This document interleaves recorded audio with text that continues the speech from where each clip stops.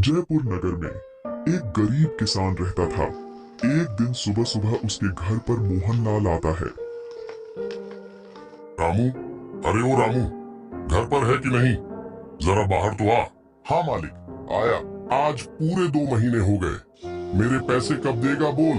पूरे 2 महीने से तुमने मुझे ब्याज भी नहीं दिया है। आज मुझे मेरा पैसा चाहिए। एक तो पैसा नहीं दिया और ऊपर से घर में छुपा हुआ है। अब जल्दी से मुझे मेरा पैसा दे। माफ कर दो मालिक, मेरे पास इतने पैसे नहीं है और कुछ दिनों का मोहलत दे दो। मालिक, मैं आपको सारा पैसा लौटा दूंगा। अरे वो भिखारी, मैं तुझे 1 हफ्ते का मोहलत दे रहा हूँ। 1 हफ्ते में मेरा पैसा नहीं दिया तो तेरा गाय लक्ष्मी को अपने साथ ले जाऊंगा। हाँ मालिक, मालिक, मालिक, मेरी बात तो सुनो। 1 हफ्ते में पैसा कहाँ से लाऊंगा मालिक?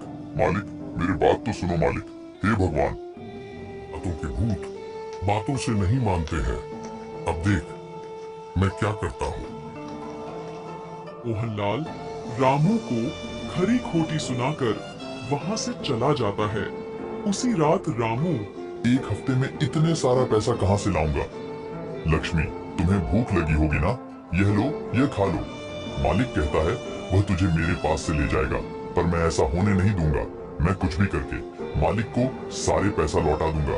ऐसा कहकर रामू वहां से चला जाता है। मैं रामू को इतनी तकलीफ में कभी नहीं देखा है। हे शिव जी, मेरी मदद करो, मेरे रामू को मदद करो।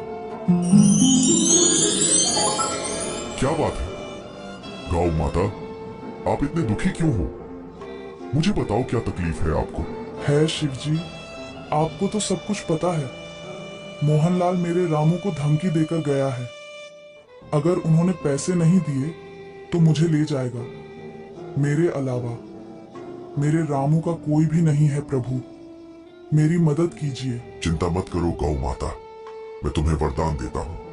तुम्हें एक कामधारी गाय बन जाओगी जो तुम्हें सच्चे मन से कुछ भी मांगेगा तो तुम उसकी सारी मनोकामना पूरा कर पाओगी। मेरा आशीर्वाद हमेशा तुम्हारा साथ रहेगा गौ माता। लक्ष्मी को वरदान देकर शिवजी वहां से चले जाते हैं।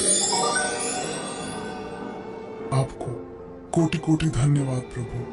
अब मेरे रामू का सारा तकलीफ दूर हो जाएगा। अगली सुबह रामू दूध निकालने अपने गाय के पास आता है। दूध बेचकर जितने भी पैसे मिलते हैं सारा पैसा को इकट्ठा करके मालिक को थोड़ा थोड़ा करके लौटा दूंगा। अरे यह क्या हो रहा है? इतने सारे दूध के पतीले कहाँ से आ रहे हैं? हे भगवान, यह कैसी लीला है तेरी? मुझे तो कुछ समझ में नहीं आ रहा। यह क्या हो रहा है भगवान? हैरान मत हो रामू, इधर उधर क्या देख रहे हो? मैं ही हूँ तेरी लक्ष्मी। लक्ष्मी, तुम बातें कैसे कर रही हो? और इतने सारे दूध के पतीले यहाँ कहाँ से आए? मुझे तो कुछ समझ में नहीं आ रहा है। लक्ष्मी, तुम बातें कैसे कर रही हो? और इतने सारे दूध के पतीले यहाँ कहाँ से आए? मुझे तो कुछ समझ में नहीं आ रहा है।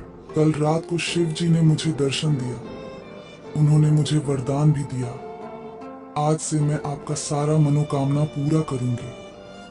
रामू, मांगो, आप क्या मांगना चाहते हो? नहीं लक्ष्मी, नहीं, मुझे कुछ भी नहीं चाहिए। तुम बस हमेशा मेरे साथ रहना। इतना दूध को बेचकर मालिक को थोड़ा थोड़ा करके सारे पैसे लौटा दूंगा। मैं अभी जाकर सभी दूध को बेच कर आता हूँ। आज तो बहुत देर हो गई। लक्ष्मी घर में अकेली होगी, मुझे जल्दी घर जाना होगा।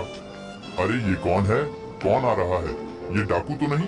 डाकू रामू से पैसे मांगता है और बातों बातों में उनके बीच बहस शुरू हो जाता है। गुस्से में आकर डाकू तलवार से वार करता है। रामू का वहीं देहांत हो जाता है।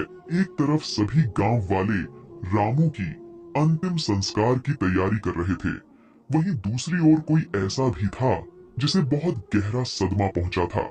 रामू के मौत के बाद लक्ष्मी पूरी तरह से अकेली पड़ चुकी थी। रामू, आप मुझे अकेला छोड़कर क्यों चले गए? अब मैं किसके सहारे रहूंगी? रामू, उठ जाओ रामू। उसी दिन लक्ष्मी भगवान से शिकायत करने मंदिर चली जाती है। हे शिव जी, तुमने ऐसा क्यों किया प्रभु? मेरे रामू को मुझसे क्यों अलग कर दिया प्रभु? हे शिव जी, बताओ मुझे। रो मत गौ माता, ये तो प्रकृति का नियम है। जो भी इस धरती में आता है उसे एक न एक दिन इस धरती को छोड़कर जाना ही पड़ता है।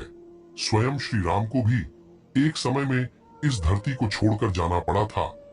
तुम दुखी मत हो गौ माता, मेरा आशीर्वाद हमेशा तुम्हारा साथ रहेगा।